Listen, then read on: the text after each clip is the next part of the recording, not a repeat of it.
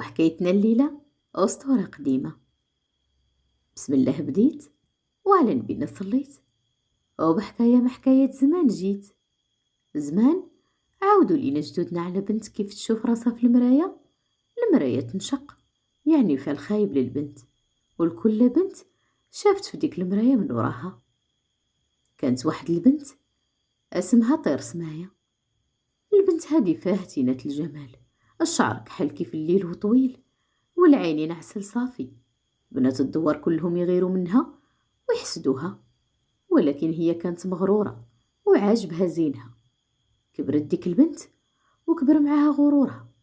أمها من بعد حملات من جديد وولدت بنية أخرى آية في الجمال، وجهها نور مضوي المكان، وكل من شافها تبهر بجمالها وترسم البهجة في وجوه الناس بمجرد تبتسم ليهم. هاد البنية سماوها الباهية.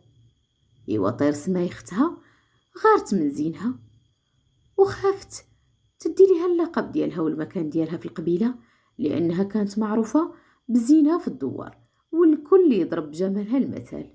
ومن غيظها رمات المراية اللي كانت في يديها وتشقت ديك المراية.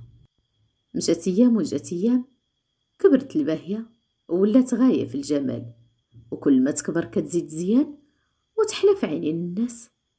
ومرة من المرات كانت الباهية كتخمل في بيتها وتطوي حوايجها، لقات واحد الصندوق قديم ديال جداها فيه حوايجها، وهي تبدا كتقلب في دوك الحوايج حتى لقات بينهم المراية ديال اختها، ديك المراية المشقوقة.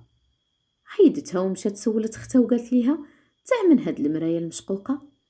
قالت لها ديال جدة، وكانت ديما كتقول جدة ما تديها من حفايدي غير الزينة المسرارة الباهية.